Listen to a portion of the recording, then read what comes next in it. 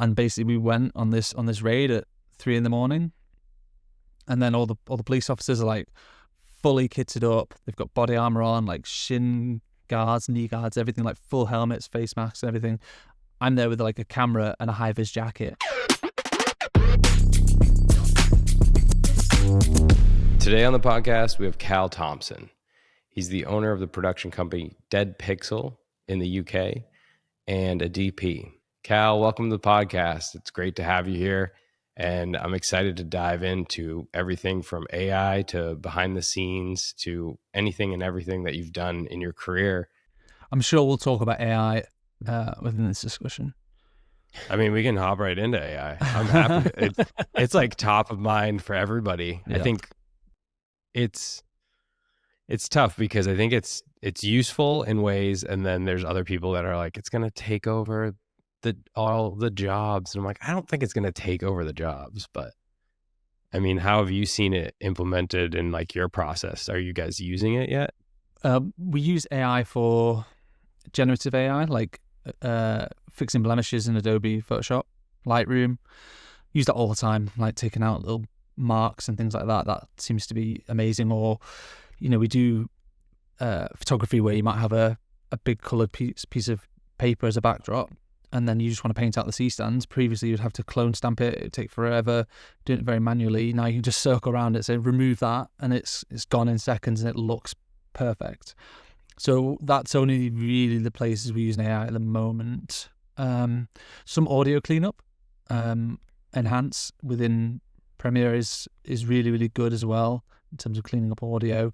I can see people are worried about sound recorders being made redundant on production sometimes, because they can remove things like really, really noisy gardening equipment that previously you need a sound engineer to get really, really close and have proper mics. And when budgets are getting smaller and tighter, I can see why people are doing it. So unfortunately, we've not done much of that yet. I still always try and use professionals, but I can definitely see that happening in the future. People will have to retrain, I think. AI is coming for everyone. Like, it doesn't matter what industry you're in. You could be a pharmacist. Like, AI is literally looking at data, analyzing data for new drugs, and they're doing a way better job in terms of like taking a 4-year process down to a couple of months to be able to get new drugs out. Like, it's literally coming for everybody. I think we just have to understand it and try and work out how to utilize it as a tool to better our jobs. Totally. Yeah, I think it's interesting because it happened back in like the farming days, like when the tractor came up. I mean, people talk about this all the time. The tractor took over some of the farming jobs, but it also made us able to produce more crops and like work better. So I think the AI, if you utilize it the right way, I think it's going to help. But it's a little scary when you look at, like, I saw one this morning, which I'm sure people have seen, that's like you upload 4 photos of yourself in ChatGPT and then it will just make you a corporate headshot. And it's like really, really good. Mm-hmm. So I think for photography, it's definitely already there. I mean, I think Levi's used models that were AI recently and they got a lot of backlash for it. As they should. Yeah. Yeah. Well, I mean, Coca-Cola did that video commercial using AI. Yeah. So I think in the video world, it's coming. It's not, I don't think it's there yet, but it's definitely coming for sure. Yeah. Where people are getting upset, from what I can see now, is where the AI has been trained from, and they are basically scraping the internet and stealing original content creators' work and using that to train the AI, and then spit out something that looks a little bit like that, but it's considered original, and not crediting in any way, shape or form the original creator of that asset. The people who originally made the Coke ads, it's learnt from them, and it's taken all their images that they've stitched together over years and years and years, and then spit out another version of it. But here on the other side of that, creators do the same thing. You copy other creators. You copy, in the YouTube world, they'll copy someone's intro, kind of to create your own style. Hopefully, you're not just copying, but a lot of those people don't give credit either. You know what I mean? hopefully it's a homage rather than, just straight up plagiarism. You need to put your own spin on it. Don't know. It's going to get interesting. It's not been policed from what I can see in any way, shape or form. Certainly not in the UK. And that everyone's worried the only people that are really going to benefit from this are the tech giants that actually own the platforms, not the creators in any way. Yeah, and that's the problem. Is like this stuff is coming. It's taking people's jobs possibly, and it's also not allowing the creator to benefit as much. And that's with a lot of stuff happening, like with any other field too, not just AI. There's been a lot of backlash on things taking over and people not getting the credit and the support that they're, even in the industry in the US, like the film industry in general, the pay is not catching up sometimes. Like the budgets are not catching up to what people are wanting as an output. And it's tough because you'll get a client that's like, hey, we want to make this thing. You're like, okay, well, in order to make it like that, we have to have X amount of budget. And they're like, well, we don't have that. We have a quarter of that, but they still want the output. Mm-hmm. And that's tough. Yeah. I guess, are you guys seeing that you have to do multiple roles? Like within your productions, everyone has to wear many hats. Years and years ago, even before my time, even for a simple corporate, like talking head video, you'd have a director, producer, a DP, a gaffer, a sound recordist, a production assistant. A lot of that is done by one person now, by a one-man band, and they're running 2 cameras, all the sound, all the lighting, themselves, and they might get the client to ask the questions for the interview, or they might do it themselves. Like, that was effectively 5 or 6 people's roles not that long ago, and now it's been condensed to one, and the expectation is it's still got to be high-end. So you have to be multi-skilled nowadays, I guess. I think it's okay to maybe pare down the size of the crew for stuff like that, but not down to one person. Because like we'll do that for certain clients depending on their budget. We'll say, okay, well, we can get you something like that with less people because of the nature of it. Like we have more time, maybe the schedule allows for it. Because like loading in as a one-man band, all that stuff, it's like, that's a lot. I've done it before. I'm sure everybody here has done it before, and it's tough. And like, then you have to be on your A game to get the best quality image. And it's possible, but it's going to fall at some point. Like you're going to end up making one mistake because it's just one person, and then you're not going to get the same output. Mm-hmm. Yeah. It's just stressful. It's not as enjoyable as a process. Something is going to slip up. You're going to miss something. Your sharps are going to be off, or you're not going to tell the right story because your attention is elsewhere. We tend not to do things with less than like 3 crew. That's our smallest usually. I have done loads of things like that by solo before, and it can be done. Hopefully you charge equivalent to 3 people's roles. It's not always the case, but I'd rather not anymore. I tend not to have to, if I'm honest. And then our biggest crews are like way bigger.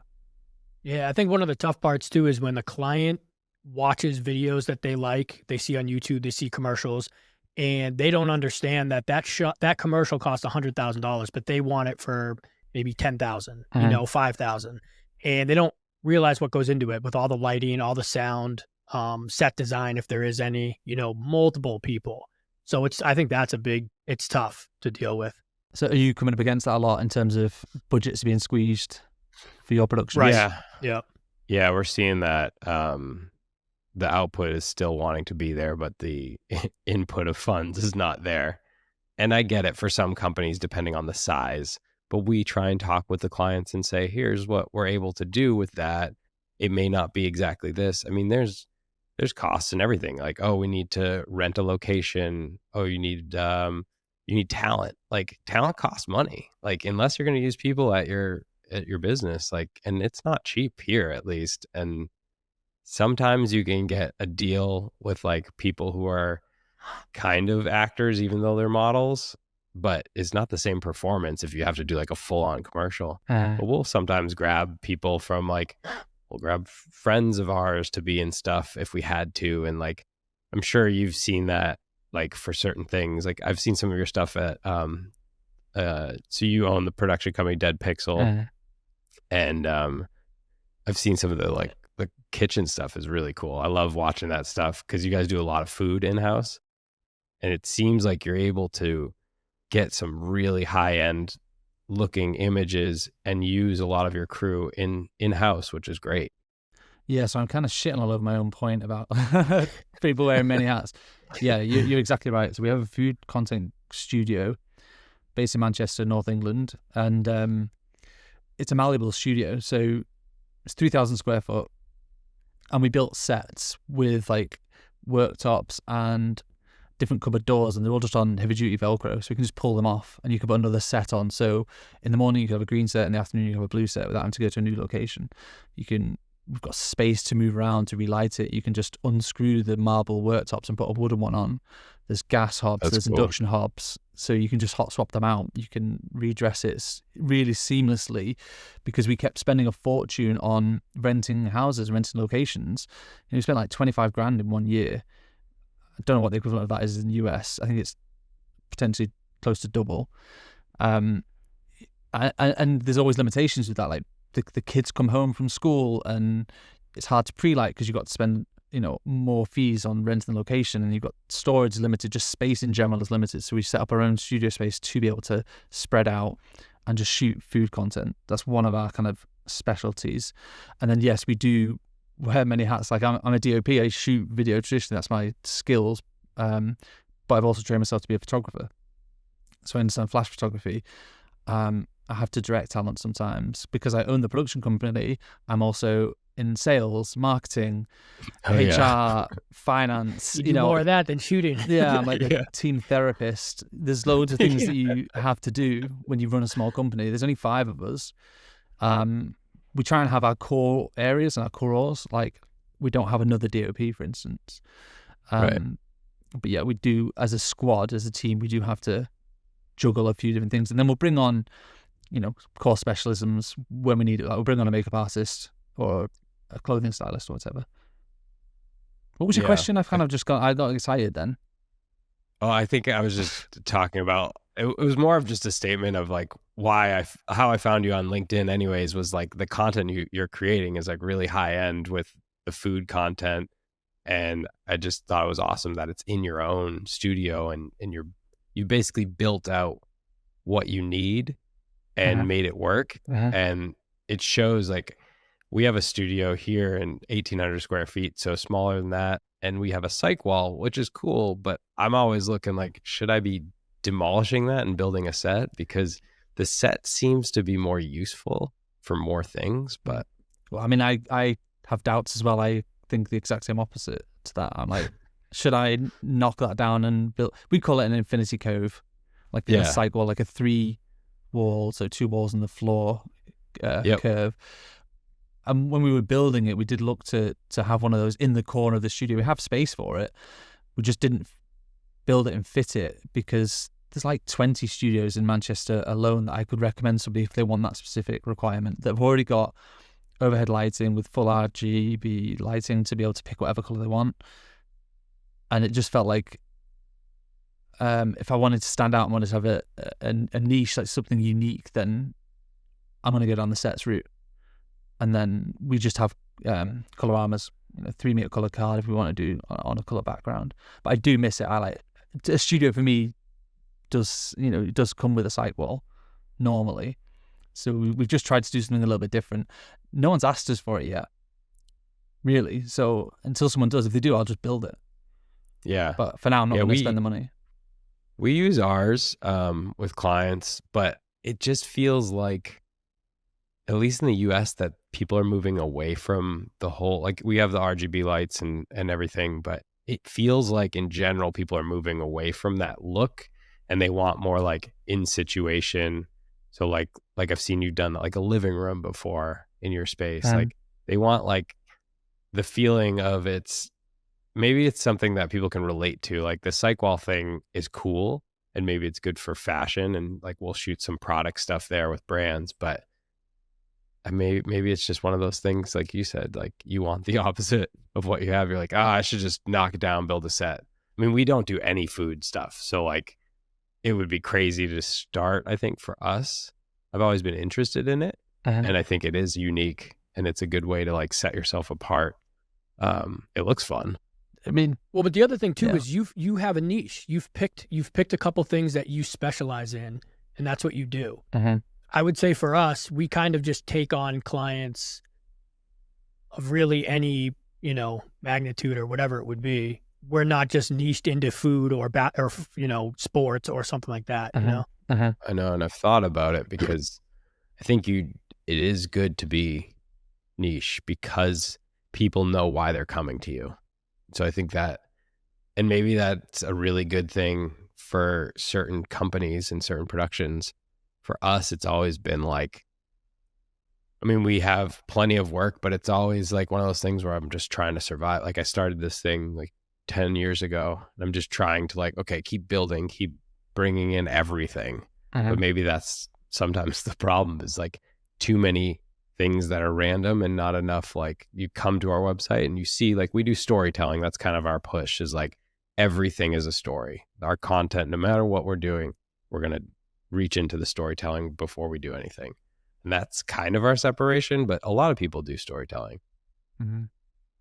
So yeah, I guess there's no right or wrong way to run a company. It's kind of whatever works for you guys. We kind of went down the specialism route because that was what our backgrounds were. I used to have a co-founder or a business partner. He's now exited the business, so it's just me owning the company. But when we first started it 5 years ago, his background was food, my background was sport. So we kind of just combined the two. What do we enjoy making? So let's just start making that type of content that's going to be fun, that we can get paid to do, and, you know, go on adventures, really. So we just doubled down on that and just started making sport content, which is some of this stuff behind me. That's like a photo shoot for a Goodyear tires.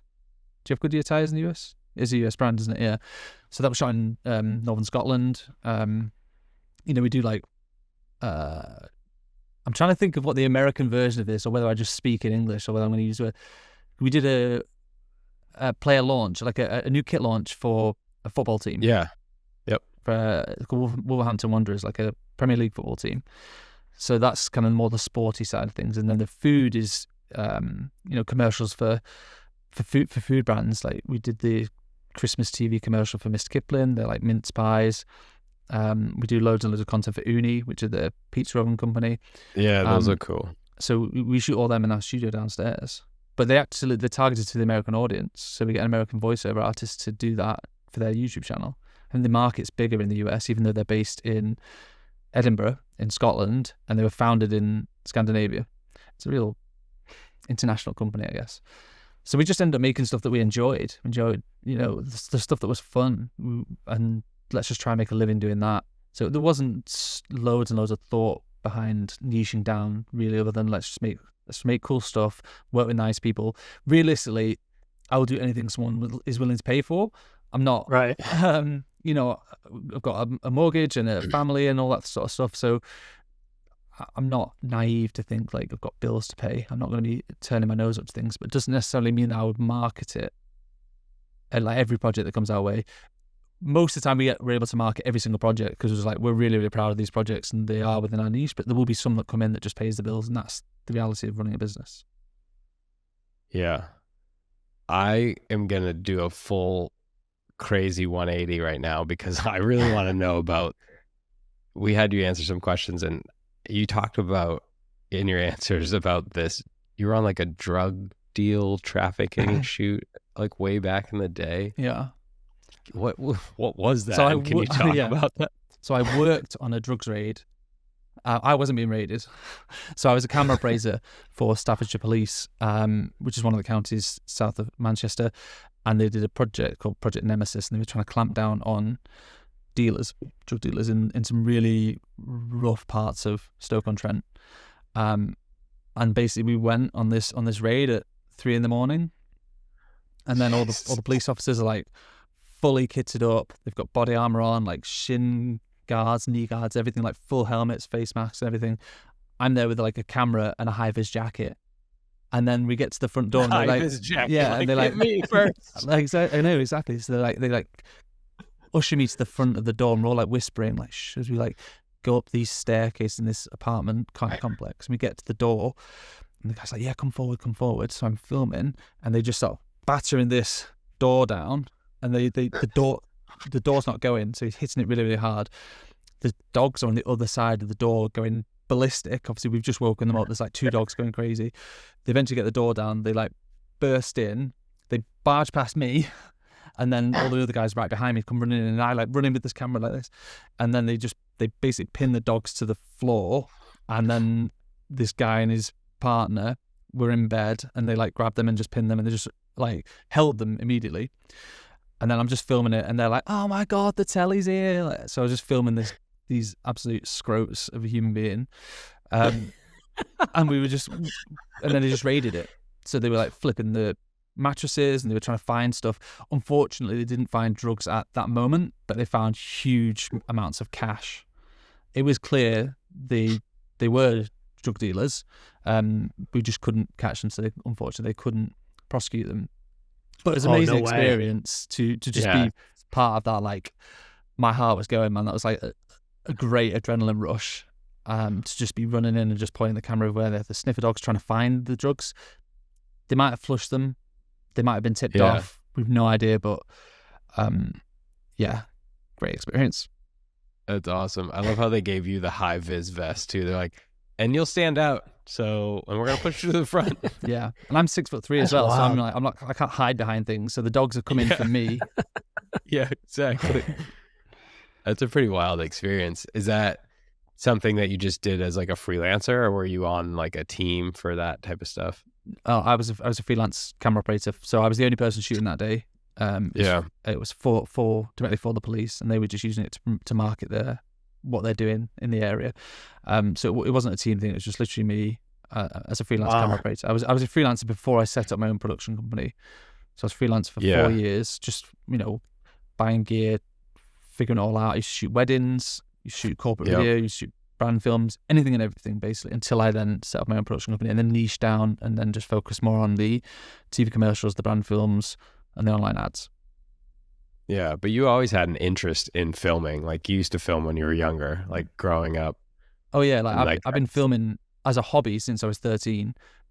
Used to do Jackass videos with my brother. We used to set each other on fire and film it. We used to just like take BMXs off to ramps into bushes. We used to make World War II short films. So we used to dress up and like sit a tripod over there and like press record and then run in and pretend to shoot each other and then do the visual effects and figure all that out. That's like 20 years ago now. I know I don't look old enough, but yeah, it's a long time ago. But that's the stuff that like makes you interested in pursuing this, I think, because like I'm the same way. I started off just filming like snowboard stuff and random like Jackass type things with friends, and like you just get so into the creation of making films and like taking photos that you want to keep pursuing it. I think some people think it's more of just like, well, you buy a camera and then you just like are really into it. I think it helps if you have that passion behind it, because like it is a roller coaster when you're first starting out. Like, you get a couple jobs and then you have no jobs, and then you get like all these jobs and you're doing things by yourself, and it's a tough path, I think. I mean, it's not like the hardest work in the world, but I think you gotta have thick skin too to get through some of this stuff. I mean, Dan, you started too with like skateboarding. So same kind of thing when I was 13, 14 years old. Mini DV tapes and all that, filming. But same kind of process as, I think I'm 38. So, people in the industry at my age, kind of the same way. Yeah. Cal, do you think that in the UK, there are a lack of people wanting to learn how to create content more? Or do you think like content, like, as what you guys are creating, not just like TikTok style, like, do you think there's people that want to put in the time still? Or are you seeing like maybe people reach out to you or interns reach out to you and just want to like be on set but have no skill and no background? Yeah, I don't want to sound like a dick here, but I do get a lot of people reach out to me asking to come on set.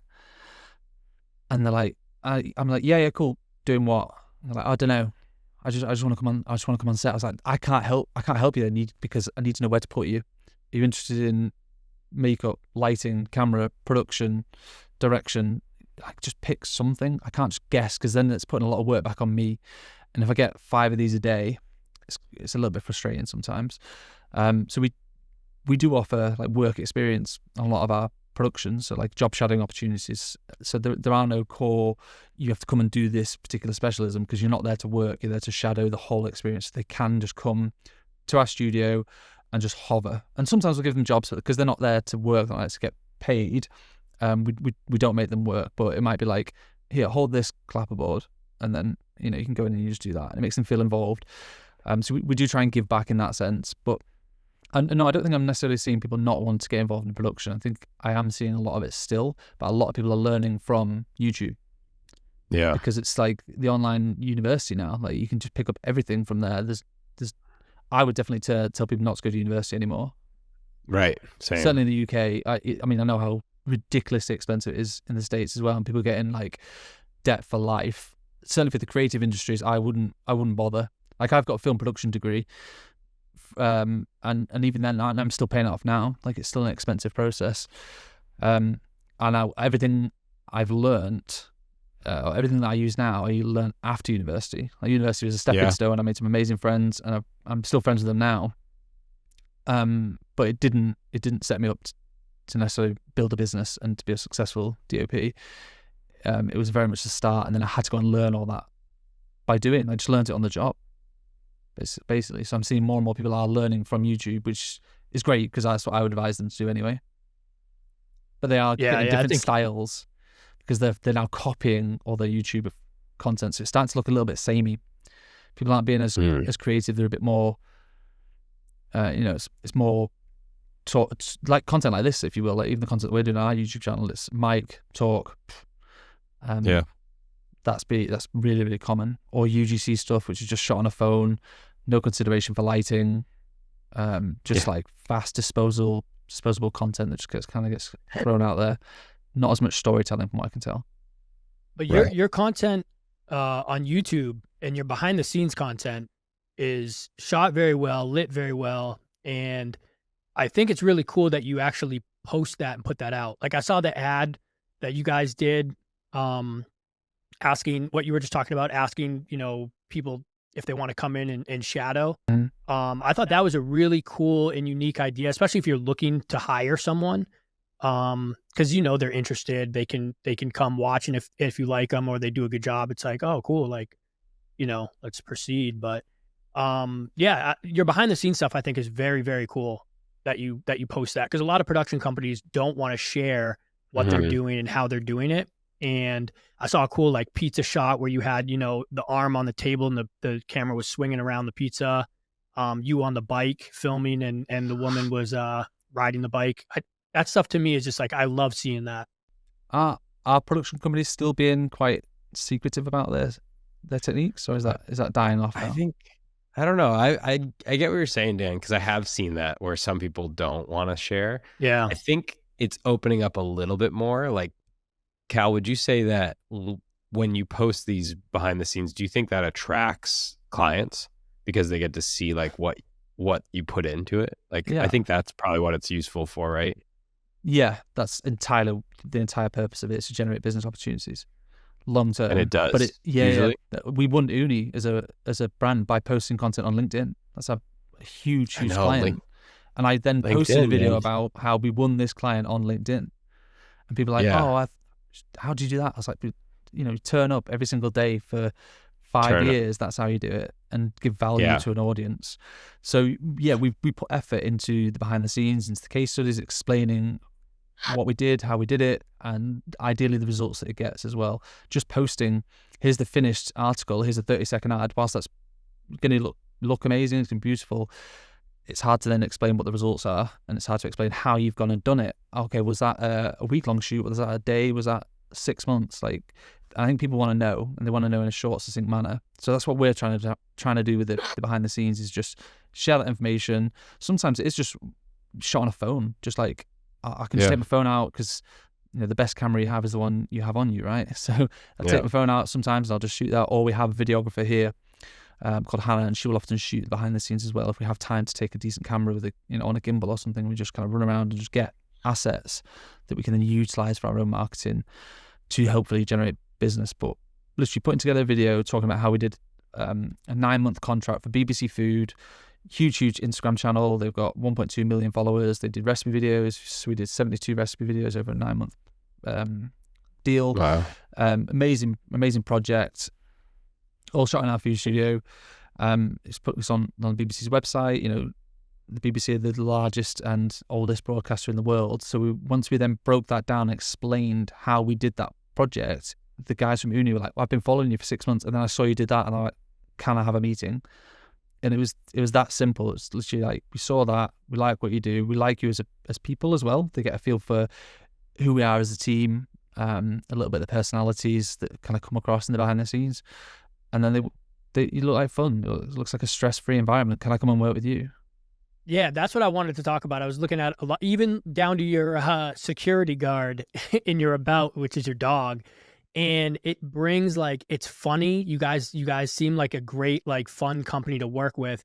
And you're behind the scenes when you guys are sitting there, like, interview style, almost talking about the project. I haven't seen anyone or another company do a style like that. And I thought that was, like, super unique to do it that way. I mean, thank you. I love them. Yeah. No, I loved it. I love them, and they've been inspiring to the point that we've actually had in-house talks about it. I'm like, we should probably talk more about our stuff. 100%. Is that not the point of this podcast a little bit? It's a way of you talking about the work that you do, and sharing your insights into the industry with the hope that long-term you will generate opportunities for the business. And I don't necessarily mean it's going to generate a job next week or a gig or anything like that, but it might attract people to your business. So if you are hiring, somebody might have been following you for ages, so I really want to come and work for you. If the timing's right, you then don't have to spend money on recruitment fees, for instance, because you've been putting out content and attracting the right people to come to you. So that's what I mean by opportunities in terms of the content marketing. I think content marketing is massive, and it's going to be essential for every business. And the fact that we can do it for other companies, why would you not do it for our own? It's like a marketing agency that doesn't do any of their own marketing, and they just rely on word of mouth all the time. Why not do both? Why not, we've got all the video cameras here, we've got all the lighting here, got all the experience and the editing systems. Like, why wouldn't we just shoot our own videos? So many companies don't do it. Like, I see it in the UK. It's insane. And you guys are one of them. I think for us, a lot of it has been, like, I was talking to our producer, Elena, and like a lot of it has been just not making the time. It's not that we don't have the time, it's that we decided not to make the time. And instead of putting us as a client, like we should, like, okay, we need to make Juke Booth content for our marketing next week. And instead we're taking in all these extra projects that it's good because it's work, but we're not setting aside time for ourselves. And I think that's been the biggest mistake. Well, the other hard part too is a lot of the clients, it's like product companies, so we can't show anything for a year or two. So it's like we can't put that content out. They don't want us to put that content out, right? Yeah. So it's harder to make the behind the scenes kind of stuff.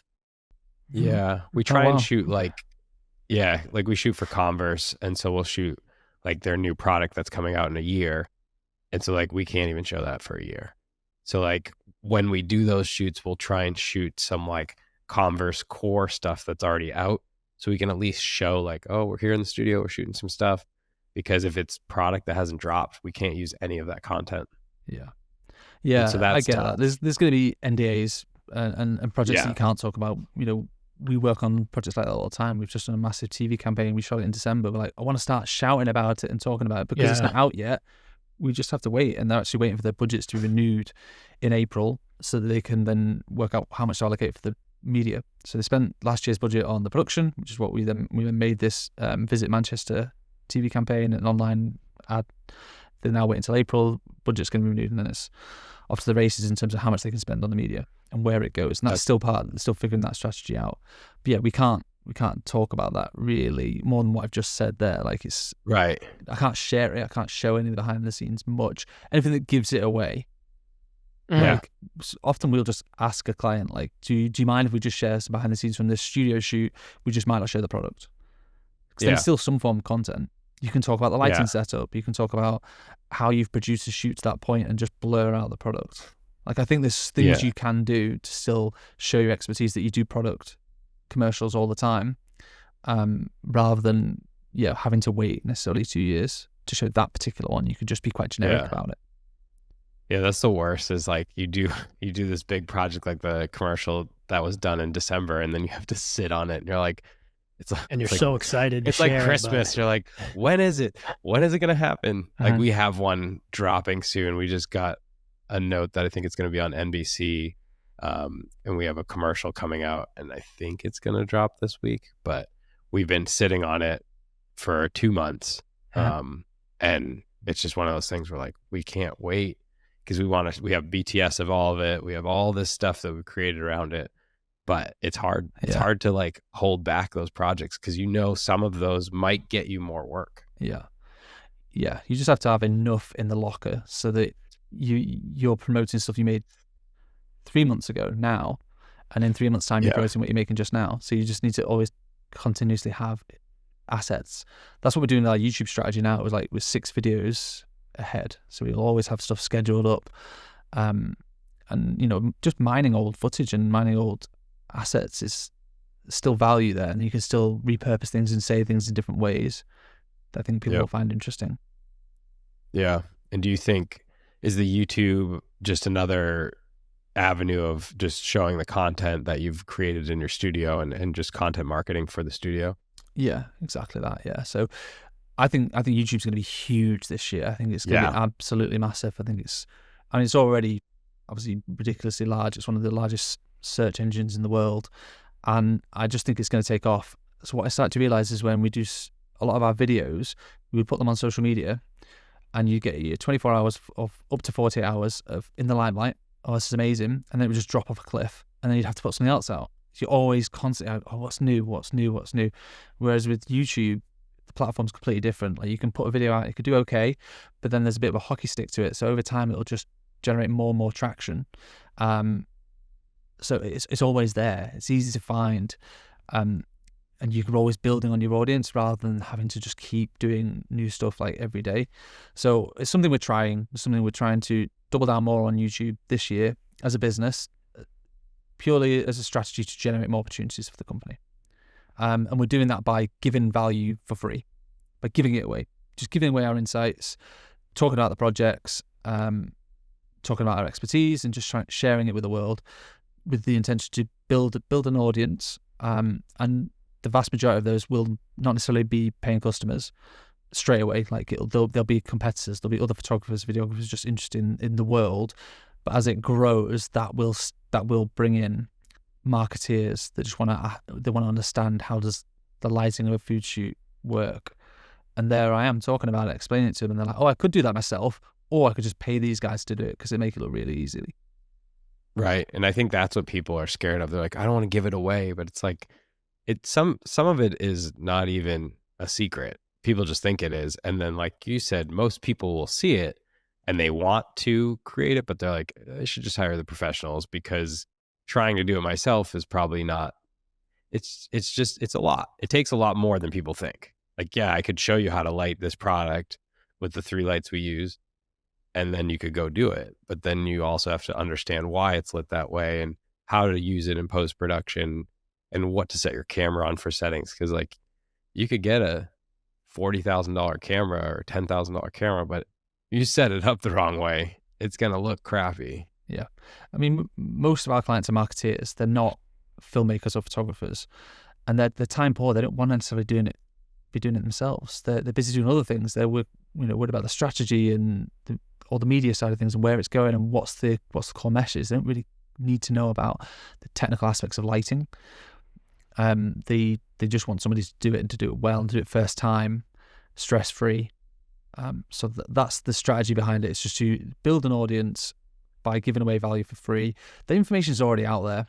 Like, I've learned it from somewhere, and I'm literally not giving away anything that's not already out there in some capacity. If you look hard enough, I'm just putting my own spin on it and backing it up with examples, just to show that I know what I'm talking about. I don't know why people trust when you do that. Yeah, absolutely build trust. Yeah. I don't know why people are cagey about, they think it's like this completely unique skill set, and if they give it away, they will lose money. I think it's the exact opposite. I think if you give it away, you will attract more and more customers. Yeah, I agree. I think it's gatekeeping because they're worried, but actually they're hurting their business by doing it. Yeah. What do you think about the, we're seeing this with some of our clients now and just in the industry is like filming things, like a lot of people now want it filmed more like less produced and like, oh, we want it more like TikTok style. And like, are you getting requests for that stuff? And like, what do you think the future is for that type of content? Yes. I'm very, it's probably quite divisive. I'm not a fan of TikTok. I'm not a consumer of TikTok. I don't have the app on my phone. I'm 35 years old. I feel like I missed that moment. Maybe, I just don't care. I find it like a time suck. Maybe there is value on there. Maybe there is plenty of great content. It's just not for me. So I'm not really the audience for TikTok content. So I don't necessarily strive to make that type of content because I just don't really care about it. What I do care about is beautiful cinematography, beautiful storytelling. I consume great content on YouTube, Netflix, Amazon Prime. That's the type of stuff that I want to be making. Now, like I said before, I will do whatever people will pay me to do within reason. So yeah, we've had clients that will ask for TikTok types of video. We've actually done it for uni. So what we did is we did 2 styles of filmmaking at the exact same time. So we did a longer form 4-minute recipe video shot on 2 FX6s, handheld, really, really shallow on 85mm lenses, loads of foreground detail, just kind of shooting through stuff, made it look beautiful.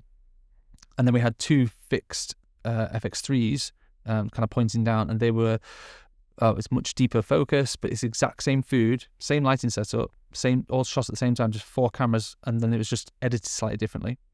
So one was made into a 3 to 4 minute recipe video, which just let it breathe a little bit more. Obviously, I'm following the action. It's kind of inspired by The Bear in terms of the filmmaking style.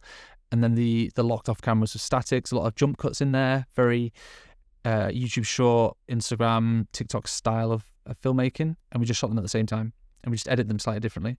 And they go on their respective channels. So one goes on TikTok and Instagram, one goes on YouTube. And that's kind of a happy medium. I wouldn't be personally creatively fulfilled if I just did that TikTok style, where I'm just like, set up a tripod, press record, and walk off. Like, you don't need a professional to do that. No, but I think I like the way that you're doing it because that makes sense. Because the platform, the content is not the same on every platform. So if you shoot something like you shot the commercial that went on YouTube, you put that on TikTok, it probably wouldn't do as well for the brand. So you have to shoot something that is more, it feels like the platform it's on. And I think people don't realize that it's like, where is this going? Are you putting it on TikTok or do you just want it that style? Like, where is the content going to live? And I don't think clients are thinking that through because that's really important for how it looks. Yeah. Yeah, you're 100% right. It has to be relevant to the platform. It has to look native. Otherwise, it'll feel inauthentic. And TikTok is a user-generated platform. It needs to look like it was just effectively made by one person, in a kitchen on a phone. And if it doesn't, people just swipe past it because it will feel jarring.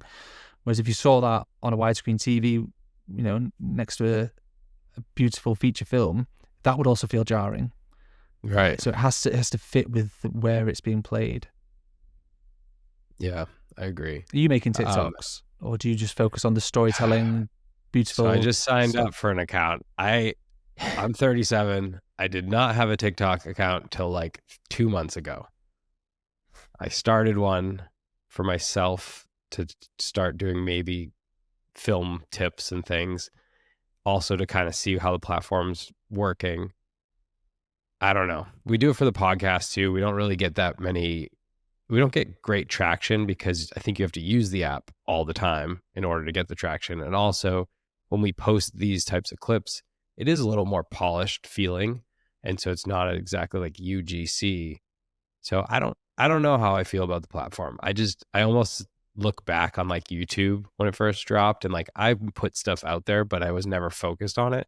So I'm like, am I going to miss another boat or do I even care? Yeah. Like, I don't know. I'm not sure. I don't want to look back in 10 years and be like, if we started a TikTok, we would have 10x the amount of clients. I don't know. But it's also like, are clients really looking? Maybe their personal stuff they're looking at, but are they going to be like, we should hire this person because I saw them on TikTok? Probably not. I don't know. Yeah, I find it more, is it more of an entertainment platform, like silly dog videos or girls in bikinis? I don't know. Versus like Right. commercial content. I mean, it could pivot, it could change. Like you're right, in 10 years' time, it could become something completely different, and we're going, oh crap, we weren't there at the start. We should have just We were hung on. wondering if like, do you take to TikTok to make content specific for there, but like short shows? Like, what if you went on there and you're like, all right, we're making 30-second episodes of this show? Like, maybe that would do well. I don't know. Like, I think if you tailored the content to be for the platform, but also like a different spin, maybe it would do well. Like where it's a show, somebody has to come back and watch it. Yeah. Because I think short form shows are going to hit sooner than later. And I know that in China, they already are. They have like 3 or 4 platforms in China that I think they make over $100 million a year each. And it's all 1 minute long episodes. They're like soap operas, apparently. I can't. And it's It's crazy to think I because just it's can't so short. see it. Like how? Right. I don't I'm know. with you. I haven't watched any. I've just heard about it. I don't know if it's good or not, but it's interesting that that's something that people are consuming. I think it's because everybody's looking at their phone, but I can't see that lasting long. Yeah, like I mean, vertical 3-year-old content. kids have been like consuming short form cartoons forever because they don't have the Right. attention span. But adults, but I think need a bit more depth, a bit more story. Take a minute, just put your phone down and then, and actually watch the content. But this is the problem. This is the age that these kids are growing up in with 9:16 format, iPhone, short form content. This is what they know. We knew, 16:9. We knew short stories, documentaries. We knew that world because we grew up in that. So I think it is going to change because everybody is used to short content now. The younger generation that is going to be controlling everything. Yeah, and they're going to be the ones hiring people like us. We sound like really old dads. Yeah, we do. Yeah, eventually the Gen Zers will become the marketeers, the brand managers, and they'll be hiring the people that they want to do their type of content. They'll absolutely be in charge. And if they grew up with 9:16 content, that's maybe all they'll know. Yeah. But do you think it goes back? Like everything has a trend, and like I feel like in the world right now, people want more real stuff. Like they don't want to be sold anything. If it looks like a commercial, they're kind of going to click off unless it's like a storytelling type of commercial. I think we're going to move into more documentaries, more human interest, because I mean, that's what I'm betting on, at least for our production, is like, we're just going to crush hard in the storytelling lane because I think people are going to feel more and more lonely just scrolling, and they need that content that connects humans to humans. Like people don't talk anymore. Yeah, I agree, and I hope for everyone's sake that's the case. I think it has been a shift. I think we did go down the let's make a cut every 3 seconds, and it has to be fast paced, and it has to be short form. It has to be 15 seconds long, or it has to be 30 seconds long. Otherwise, people won't consume and they won't engage with it, and they'll just swipe past. Long form content, I think, is coming back. It's already been proven by podcasts. People are listening to more long form podcasts than ever before. I just listened to a 2.5-hour podcast from Steve Bartlett, who's the Diary of a CEO. Really fascinating discussion about the UK economy. I didn't listen to it all in one go, but I kept checking in every time I got in the car and I went for a half an hour drive. I'd stick it back on and I would just listen to this podcast on Spotify. And they filmed it, and it went quite viral because the topics were very, very hard hitting. But people do have staying power. They do want to listen to and watch slightly more longer form content, I think. So I think video podcasts has really helped bring that back around, and that people want to hear from interesting people and interesting conversations. I don't think everything has to be short form anymore. That's why we had you on, because we wanted to have interesting people on here. I mean, am I interesting? I don't know. I try to be. I think so. I think over time, just watching your content on LinkedIn, like I think, like you said, you're doing things for your brand and yourself. So I think you're showing the process, which I got some inspiration from checking your stuff out. I'll tell you that. I like it. I was very excited. Yeah. I think it's cool to see that. I mean, there's there's a lot of production companies that just don't want to dive into how they create things and how they build things. And I think it's a good lane to be in because you're showing the world why they should hire Dead Pixel for their content. And I think that's useful. And I mean, that's very kind of you. Thank you very much, guys, for the support. I appreciate it. Like and subscribe. I mean, if you, yeah, love it, dude. It's very dry as well. I think kind of going back to what you're saying about, do you want to set up a TikTok? I think you don't need to spread yourself too thinly, in my opinion, and hit every platform imaginable just because you can. I think doubling down on a couple is way better than just doing like half-assing all of them. So I think if you were to double down on YouTube and LinkedIn, that's kind of my strategy. I'm not doing every platform. I don't even have a Facebook account anymore. So don't do Facebook, don't do TikTok. What other ones are there? Don't do Twitter, X, because you spread too thinly. Certainly for a company our size, when there's 5 of us, like, there's only so much resource you have available. So I'd rather do a few platforms well than trying to do everything just because it exists and I've seen other people do well on it. Yeah, no, I agree. I think because we have an Instagram and we have a YouTube account, but like we've always spread it thin because we're like, oh, everybody needs to see what we're doing on every platform. And you're right. You don't have enough time and attention to do that well because you have client work too. So I think you do have to focus.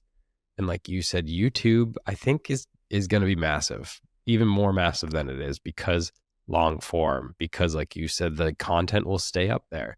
People can search. Google owns search. I mean, it makes sense. And the shorts are great. Like I think shorts are doing really well too. And I think more people will start navigating back into YouTube. And they pay their creators. So the creators are incentivized to do more and post more, better, bigger, better content that engages people. Like Mr. Beast videos are like 17 minutes long. Not quite long form, but and he's investing heavily in it and he's getting paid heavily for it. His stuff's crazy. I mean, the stuff that he's done and what he's put into that, but it shows like he doubled down and he went all in on one. Well, he obsessed for 12 years, from a very young age. It was like lived, breathed YouTube, understand the algorithm, trying to figure it out. So everyone's like, well, why is he so much better than me? It's like, because he put more time into it than you did.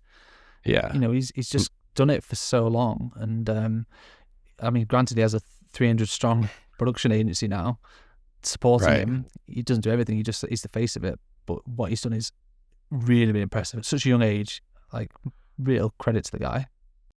Yeah, it's cool to see that. I mean, it shows you that anything really is possible with content as long as you put the time into it. I mean, and people nowadays don't want to put the time. I feel like people just give up too quickly because they don't see the results. They don't see, oh, I didn't hit 1 million views on my second video. I'm done. And that's what happens with a lot of podcasts. They'll do 5 episodes and then stop because no one's listening.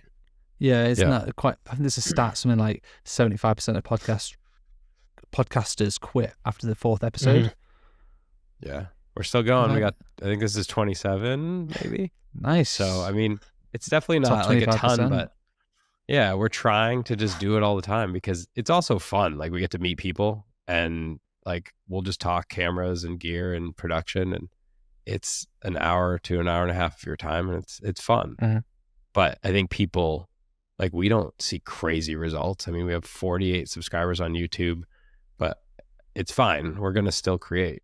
Yeah, exactly. If you find enjoyment out of it, that's amazing. Maybe, it's just a good hobby, I guess, and that if it generates something in the long term, great. But you don't go into it thinking that. Certainly in the early days, like our strategy for YouTube at the moment, it's only been something that started this year. I've had a YouTube channel for 10, 12 years, but it's been dormant for a long, long time because I've been focused on building the brand of the business, doing client work, and it just kind of fell off to the wayside. But I'm starting it this year, and it's like every Friday, new video goes out. And the strategy is do that for the next 52 weeks, and just see what happens, and just watch it and see if it grows. I've gained 100 subscribers in the last 2 weeks, which isn't a lot compared to Mr. Beast and his millions and millions of subscribers, but it's a lecture theatre full of interesting, engaged people just staring at you, listening to what you have to say, which I think is huge. I think that's really, really powerful. So I'm just going to keep doing that, just turning up every single week for the next year, and just see what happens. Not expecting anything. really. Yeah. And do you do most of your content in a day? Like, do you try and film it all in like one day? Yeah. If you can. Yeah. Yeah. We have to bulk content create. Like we do that with our clients. So we're going to do that for ourselves as well. The recipe videos we don't do them once a week. That would just be insane.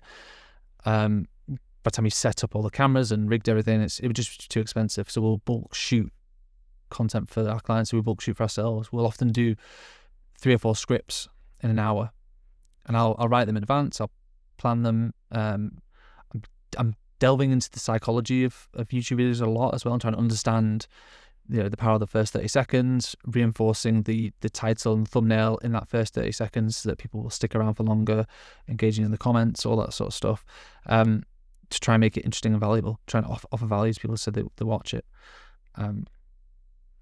We will, when we shoot them, we shoot, say, 3 or 4 scripts in one go. We use a teleprompter because I'm not great at memorizing what I'm trying to talk about. I can't just riff it either. It would just be absolutely nonsensical. It's easy when we're having a conversation like this because it's a bit of back and forth and we can kind of talk about it. When you're trying to talk about one topic and you want to box it off in 5 minutes, unless you're a professional, it's really hard to do without just sound like you're waffling.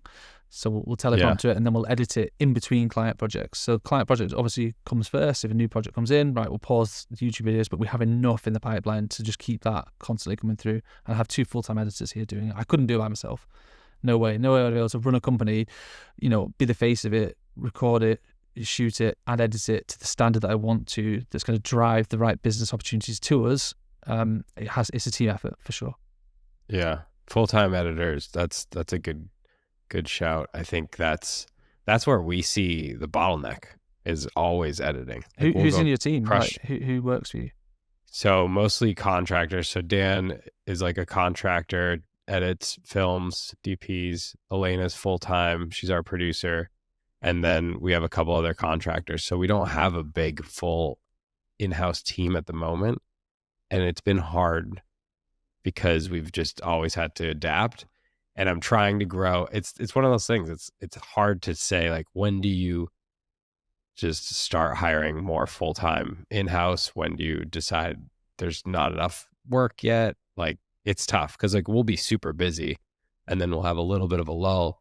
But I think if we had more full-time people, maybe we'd actually crush more content. I don't know. I mean, there's no right or wrong answer to this. Whether you have an in-house team, whether you rely on freelancers, both work. Every business has peaks and troughs. Always. You try and soften it. We're trying to soften it, so it's not as high and not as low, so it's a bit more steady. There'll always be the big projects that we win. If we're tending for a massive project, like, they're not every month, they might be every quarter, every 6 months. We certainly won't win them all the time. So we've got to, when it gets busy, that's when you bring on the extra contractors. But we have a core squad of people that are here every single day. I made the decision a few years ago to hire full-time people, just because I can build up a team. I can train them on the styles of how we want to work. We can build up a company culture of people that actually want to work in this industry. And I can slowly delegate and offload my workload to them. It's taken years of training some of our team to get good enough to be able to trust them to handle a sales meeting or to do the account management and to just know that you guys are handling it. I literally gave our producer a pay rise last week because she's absolutely smashing it the last sort of 5 months. And I was like, you now deserve this. But it's taken 18 months to get to that point where she's now really, really capable. She's still very young, but she's incredible at her job. Whereas if I had contractors, it'd be a different producer every single month, or it'd be a different editor every single month. It's hard to define a style. I'm sure a freelance editor will be able to pick up the style really easily. But I don't know if I would necessarily want to pay a freelance day rate for an editor to be able to piece together my YouTube videos. It's expensive enough as it is in terms of time and resource, let alone having to pay more money. We don't make any money from the YouTube channel. It's a loss leader at the moment.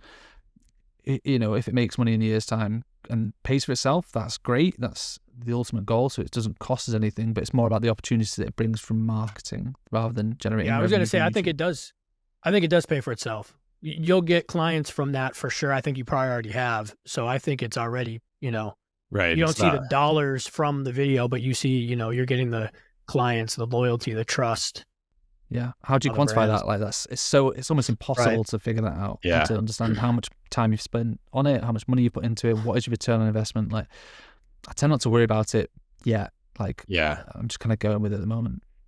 I think that's the best thing in this field is not to worry about it, because you can't, it's not the same as another type of business where you're selling like one product, you're able to like track sales and all of that. This is everything just kind of, it's a lot of content marketing like you're doing. So like you're not able to track all the like leads, and you just go crazy doing that, I think. Mhm.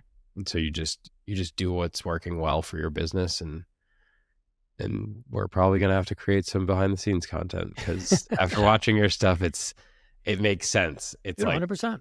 we Even your don't- reel, your reel that you had, it Yeah, it's wasn't cool. just all beautiful, amazing shots like everyone else's reel. You had some behind the scenes stuff in there, and I haven't seen that in somebody's reel. And I was like, that is different. That is cool. It shows that you're a fun company to work with. I don't know. Like, that's how I perceived it. And I thought it was great. Just trying to prove that it's not stock footage, like all stitched together. And True. we're the guys on set doing it because I'm in it. I'm there holding the camera. Yeah. You know what I mean? Yeah. I don't. It's That's true. It's a too. different tactic, and we're trying it. I didn't want to, every reel we make, I didn't want to just make what everyone else has already seen. There's so many production companies. So many. And It's the same it can thing. very, technology's so good now that, as long as you're reasonably skilled with a few lights, like it doesn't really matter what camera you use, to be honest. A lot of stuff looks quite samey now. So it's how do you stand out? How do you differentiate? And we've done that through personality and niching down in the sectors. Have you seen Adolescence yet? I'm on episode 3. Yeah, please okay, don't. I'm only. I was just gonna say the same thing. I've only watched episode 1, so Okay. don't worry. I'm not gonna. You're like, This I'm podcast out, is I'm done. out. Yeah. No, but I was just gonna talk about, like, I saw so many people talking about it online, so I'm like, I gotta check it out. And Dan, have you seen it yet? I have not. Dude, you gotta. I mean, I didn't realize it was was big in the trying- States. yeah, I was trying to find if they cut and when they cut the first episode. It's like, it feels like the whole thing's a one take. Maybe there's some places where they could have made it happen, but it's amazing because they lit. Have you seen how they lit some of the scenes? No, I'm trying to finish watching it first, and then I'm going to and just like binge on the behind the scenes. I know they shot on a Ronin 4D. 4D. Yeah. And we're just offloading it to different camera operators. Yeah, so they do that, and then for the scenes, they have it all pre-lit on an iPad. A lot of these scenes, and they're changing the lighting live while they're shooting, so that like they know like, oh, there's gonna be a lot of shadow over here as we start to rotate. So they like pre-light it before they walk in the room because they have it all on an iPad. And it looks so natural as well. It doesn't It's look so like it's been lit as a studio or anything like that. It feels natural and organic, and you are just following these guys. It's amazing. I mean, I had a hard time like paying attention to the content because I was just watching how it was created, and it's just That's interesting. It's 'cause cool. My wife said this similar thing. She's like, when you watch these types of shows, you just end dissecting the production behind it, and like, I wonder how they lit that. I wonder what camera they use. And I do a lot, and it's really annoying to her and it is to me. annoying. So for Adolescence, I got so sucked into the story that I actually forgot entirely about the cameras, and I wasn't looking for cuts or anything like that. I was just engrossed. I was engrossed in the performance. The performance of True. the actors was unbelievable. Unbelievable. There's a 13-year-old kid who's the lead. So good. I actually don't know his real age at the time of filming, but he's very, very impressive. Yeah. Really, really great performer. So, when you're just sucked into story and performance, that's good filmmaking. Yeah, and I'm trying to do that now, like with the future episodes, because I did the same thing with my wife. I'm like, did you notice it still hasn't cut yet?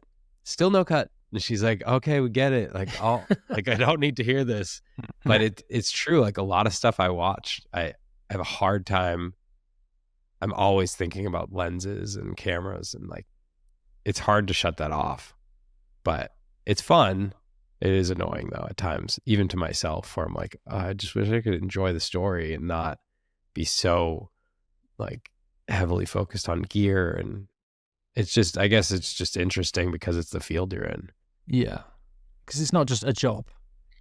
As far as Right. I can tell, it's like well, for me anyway, I turned it from a hobby into a passion, into an education, into a career. So Yeah. It's very hard to just turn that off. Certainly when you run and own a business as well, that makes it even more intense. Like you can't do a 9 to 5 and just turn it off. You're always thinking about it. You're always thinking about it. And do you still get enjoyment out of it? Now it's not necessarily like, now it's a business. I do. There are moments where I'm like, I think it depends on the gig that we're doing. Like there's a lot of jobs where I'm like, we got to do this again. And it's just, it's heavy, some of the stuff, or like the operational stuff is crazy. Like, okay, sales, invoicing, HR, like just making sure all the things are going well, client relations, and like there's help on set and on the scenes. And like Elena helps a ton now with like all the client relations, which is great because it's a lot. It's a lot to take on. And then to like be excited and passionate about filming. Yeah. Sometimes I think I've found myself being like a little burnt out. What do you do about that? Or what have you done about that?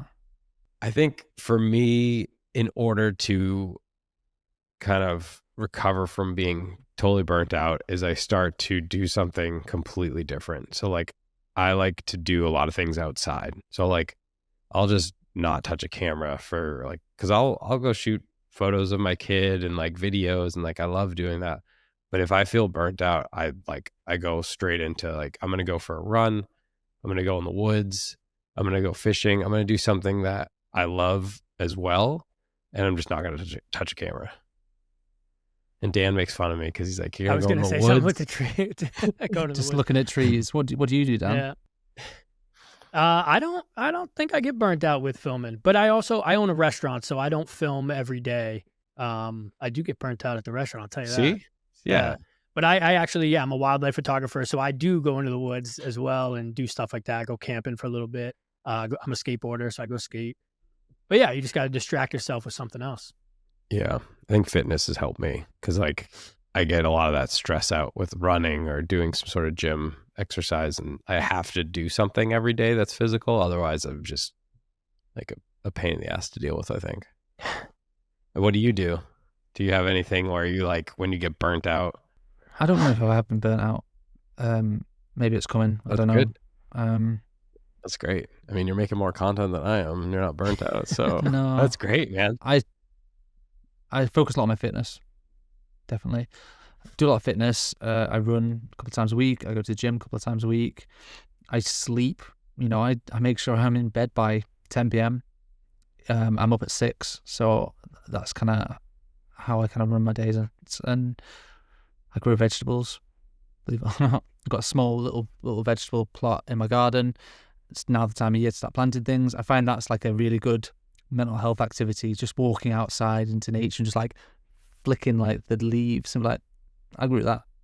And in, it's just a bit of fun. Like in 3 months' time, I'll have a few carrots and we'll just, we'll eat some potatoes or whatever. And it's a really nice, simple activity, and you can see the progress. It probably sounds really lame, but simple activities like that, like walking the dog in the morning, we do that religiously for 45 minutes every single day. That's when I write most of my LinkedIn content, is walking the dog. Completely. Or I come up with the ideas for it, and I try and just put my phone in my pocket because I hate being on my phone when I'm walking the dog, because I'm like, this is being you time, and I'm here on my phone. So I can't help but get inspired, and I'll jot down things on my phone and I'll just flesh it out later. But it always comes when I'm walking the dog. It doesn't come when I'm running because I'm blowing out my arse and I've got drum and bass on. And I'm huffing and puffing. But yeah, it comes when it's a bit steadier usually. I find the same thing, even with ideas for like films or content.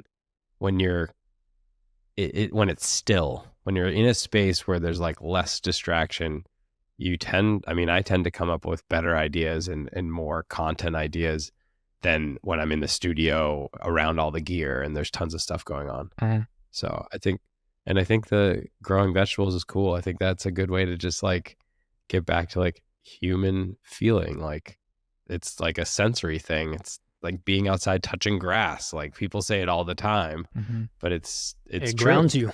Yeah. It's just the joy and the simplicity of life. Honestly, just watching this plant grow and then you get to eat it. It's fun, simple. Yeah. But no, I've not been burnt out through work. I've been exhausted. Like I've definitely worked hard and gone, this is a lot now. Like I'm looking forward to the weekend just to reset. Yeah. But I used to shoot weddings. I shot 5 weddings in a row, 14 hours a day, 5 days in a row. Like, it's a different type of work because that's fun. Like everyone's happy to be there. True. And you find your little breaks here and there, like when the speeches are on, you just kind of like sitting there, with a tripod and just make sure it's still on. And you've got a battery. That's really easy. The commercial side of things, when you're doing a 10, 12-hour day and you've got clients looking at you, and if it looks shit, everyone's like, well, you can do something about it because this is on you. Yeah. There's a lot of pressure there.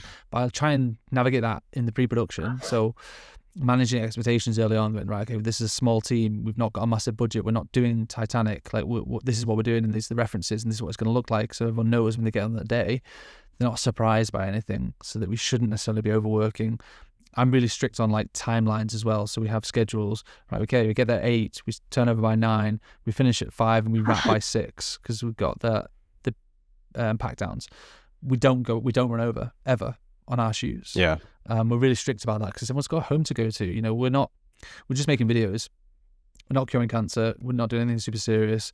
So I try and tell that to all my team, even the freelancers that come in and support us. Like, we start on time, we finish on time, and we get through what we need to get through. And all that comes in the pre-production, so that we're not staying late. We're not getting super exhausted. We're not driving home tired. We're not eating poorly. Like, all these things I've spent years trying to do. And like, I've worked for other agencies before, and they're like, oh, the shoot's overrun, we're going to get a load of Domino's pizzas. It's like, I don't want to eat Domino's pizza, man. Yeah. Like, I try and look after myself, trying to eat well, trying to exercise. If I ate Domino's pizza every day, I'd be the size of a house.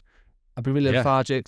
So thank you for the offer, but I'm going to go get my own food. And I sound like such a dick, but honestly, it's so important to eat right and to exercise and to look after yourself. And that's what's stopping me from burning out, I think. Yeah, no, I agree. What do you do if like you say, you never go over?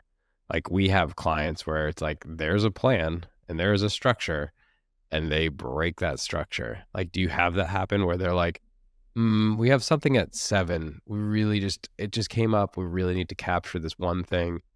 Like, what do you mean something at 7? Like an event or something? So say your shoot wraps at 6, but say, I don't know, there's like one of the people that's supposed to be in it. Like, so we have a lot of stuff we do with clients where there's like people from the business in it. So it's not necessarily like the stuff that's not commercial, where it's like, hey, we have Joe and Jenny, but they're now not available till 6:30. And they were supposed to be there at 5. What do you have stuff like that happen? And if you do you stay later, or do you just tell them like they're not in the film? I mean, it's not really happened, if I'm honest, because we're so strict running up to it. But what I would do is I would take the client to one side and very calmly and quietly say, I understand this has happened. Like, is it our fault? Or is it, I probably wouldn't say it this way, but if it is our fault, I would definitely stay late. Like, if we've messed up somewhere and we've, dropped a camera and now we have to fix it, like, I would stay late regardless because I'm there to do the job. If it's not our fault, I would then take them to one side and say, look, we can stay late, but it's going to cost you. We're going to go straight to overtime and you're going to have to pay that extra. Do you want to pay the extra?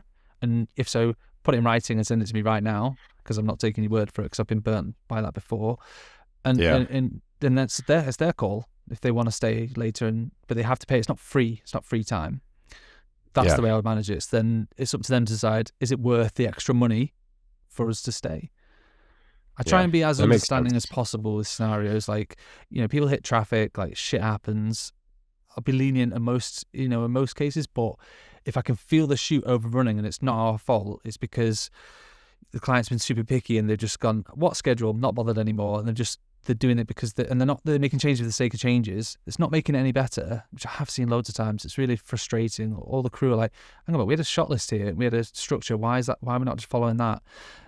Then I will early on manage their expectations and just say, we are not going to be able to finish on time. This is going to cost you extra money if you want to stay later. Otherwise, we'll finish when we said we were going to finish, and we get what we get. But I try and manage that as early as possible. If I can manage that by 10 o'clock in the morning, I've done a good job, because I can see it coming. Usually. Yeah, we have a hard time with that, and I think our clients like to bend things a little bit sometimes, and maybe it's just like you said, talking about it very early on and being like, this is the shot list. We do all kinds of extra stuff. I mean, our days are usually, before overtime, would be 10 hours. So we do a 10-hour day. But I mean, we've done 14-hour days. We did a 5-day cruise ship shoot, came home for a day, and then flew out back to Florida to do a commercial. So like, we'll do crazy stuff. And then maybe that's where the burnout comes from, is just like stacking too many things close to each other. And so it's managing scheduling. And I think that's really important. Mm-hmm. Absolutely. Because you're just going to end up compromising. By the time you're tired, you're not doing good work. I've stayed late on occasions and it's not even made the edit. So like, why did you ask us to stay that extra 2 hours to get this extra safety features of this car? And it's not even made the cut. Like, that's just poor management. You literally don't know what you're doing and you look like a dickhead. So I just won't tolerate that anymore. I'll just say, well, what's on the brief? What's on the schedule? Is there a reason we're changing it? If we're changing it, what are we going to lose? Because that's going to run us over.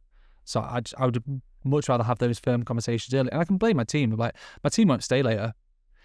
They finish this time and that's when we're going to go. So what do you want to do? It's a team effort. I can't do it by myself. And I can do things like that. I would say, I won't work past this time because I've got a family to go to. Yeah. And I mean, no I like one's that. going to challenge that. No one's going to be able to challenge that, saying, okay, well, you can't go to home to your family because I keep changing my mind. Yeah. No human being's going to say that. No normal human being anyway. Yeah. It's a different conversation to have, but I've noticed the older I get, the more comfortable I am willing to have an uncomfortable conversation. Those conversations. Yeah, for sure. That makes sense, though. And people might think it's a bit awkward at first, but people tend to respect it over time. I haven't had to overrun it in such a long time. I like because that. Of managing this early on. Yeah, Sean, you got to step it up a little bit, dude. You're working me like a dog. I got to adopt this whole, like, we need to have a firm conversation. I think that's a great idea. I think it's inspirational on the front of, like, people maybe taking advantage of your time, which I've seen plenty of times. And clients aren't on set every day. So to them, they don't mind staying late a bit. Like, oh, we'll just stay until the job's done. It's like, yeah, but you don't do this every single day. I do this every single day. And now you're saying we need to stay an extra 2 hours because you're badly organized. You're going to come in late tomorrow because it doesn't matter because you can just get that time back then. I've got another job. And if I do that every single day, I'm going to be in bits. And I think once I can explain that to people in a calm, succinct manner, I'm getting agitated now and I'm doing it in a funny way, but I wouldn't have this conversation. I wouldn't have this conversation like this with the client. I would be much more calm and just to the point. Yeah. And they do tend to respect it. And as simple as saying, if you want to do this, what are you going to lose out of your schedule? Because we're not just going to tack it onto the end. Like, if you want to do the extra thing, we have to lose something else. But the best part about that too is if you work with them again, they know this is what you do. We can't go over. So I better have my shit together because they're not going to, we can't stretch the shoot. So it is definitely a respect thing. And I think that's good. Mm-hmm. Yeah.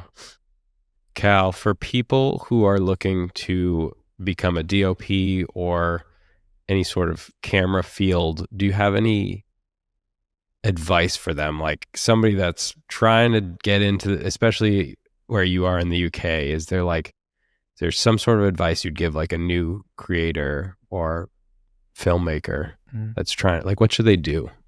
What's the best thing you would do today if you were starting? I would start shooting content for YouTube.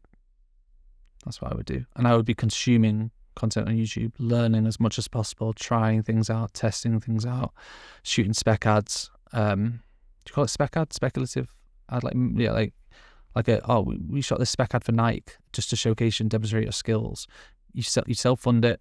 Obviously, Nike's not paying you to do that, so you have full creative control, but you're showcasing the skills. And I'll be doing those whilst having a full-time job doing something else. That's how I got started. I had a full-time job in marketing, and I shot weddings and corporate videos on the weekend until I could generate enough income to buy a camera. And then once I had that, I could then, rather than rent it, I could then use my own camera, and I could buy another camera, and I started taking on more jobs. I did that for 2 years until I became a freelancer. And then when I was a full-time freelancer, I did that for 4 years until I set up a production company. And everything just snowballs, right? And you're always learning. So what I would get them to do is just to pick up a camera and start shooting. If you want to be a content creator, start shooting. You want to be a writer, start writing. Writing for short form, for long form, write an article, write for LinkedIn. There's loads and loads of different ways of doing things. I probably wouldn't go to university if you're going to be in the creative arts. Personally, I think university is only applicable nowadays to engineers, doctors, lawyers, that sort of stuff. But even then, that might change.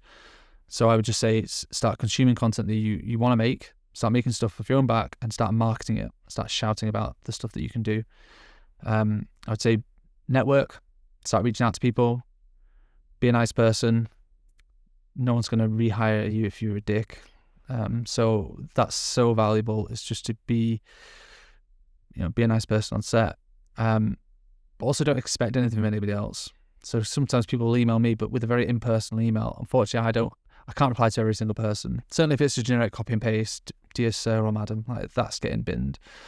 Yeah. But I also don't owe that person anything. So from the other side, if I reach out to 100 people and I don't get a reply, maybe it's the email's fault. Maybe it's an impersonal email and that person I'm reaching out to is too busy. So don't take that personally. I'd say that's a strong piece of advice. Personalize your emails. Cool. To personalize your reach out. It's much more important to send 5 well-researched DMs to network with like-minded people than it is 100 copy and paste messages. Yeah. I think if you know more about the person or the company you're reaching out to, like talk about something specific about that person, like when you do the reach out, so they know like, oh, well, they know something I've worked on or they're interested in what I'm doing versus just like, hey, I love a job. At your production company. I would also suggest picking a niche. So we kind of talked about it a little bit at the start, and pick an industry that's going to pay you for your skills. I've literally done a video about this on YouTube. It's like, it's all well and good doing nature photography or nature videos. They just don't pay any money unless you're so sick at it and you're the best of the best. It's got a bit of a lower barrier to entry. Everyone can go outside with the camera and take nice pictures. It's hard to then commercialize that. So I would pick an industry that's able to pay you for your skills, certainly to begin with. So, it could be finance, tech, food, sport, restaurants, hospitality. It could be anything. Just pick something that someone's willing to pay for your skill sets. Develop that over time, get good at it, earn some money, and then you can reinvest that into your art. If you want to do your documentary or your nature photography or something like that, I would try and make some money first, rather than being a starving artist. What's the next thing you have dropping that you're like most excited about, or the next shoot that you're most excited about? The next big drop is we've done a Visit Manchester TV campaign. So that's coming out very, very soon, the next couple of weeks. So that's been huge. That's been a 3-month project. So I'm excited to showcase that. And it's not just, here's some B-roll of the city, just montage to a bit of music. Like, we went big with an idea, went creative. We pitched against, over 20 other agencies to win the project in the first place. So it's been an amazing project to be part of. And we're doing some photo shoots this week, actually. So we're doing a photo shoot tomorrow for like a tea brand. So that's going to be fun. Just down in the studio, we've got some models on Thursdays, so we're doing some quirky stuff with them. So we do the large scale stuff, but we also do smaller sort of content creation stuff. It's just like there's me and Jazz doing it, just 2 of us shooting in the studio, doing some photography. So I'm looking forward to that. Cool. Yeah, thank you very much for having me, guys. I hope I gave some value there, and that wasn't just like I waffling think so. On. Yeah, that was awesome. It's nice to talk to other creatives in the the industry, and actually, whilst we're thousands of miles away, we still sound like we've got a lot of similar issues. Right. In the way that we operate and the work that everyone's doing, it's across the world, isn't it? It's cool to see other people doing a similar thing, but also in a different way. Like some of the content you're creating. So it's good to, I love connecting with other people that are in the field, because you learn something every time. So cool. That's the podcast.